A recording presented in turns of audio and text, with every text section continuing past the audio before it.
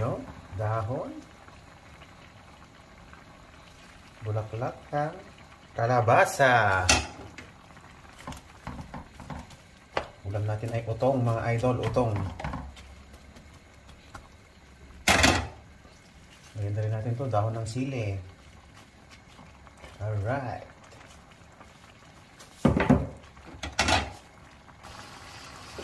The best ulam. 3 years akong hindi nakaulam nito. Ang tatawag na utong. Utong in the house. Sa Ilocano.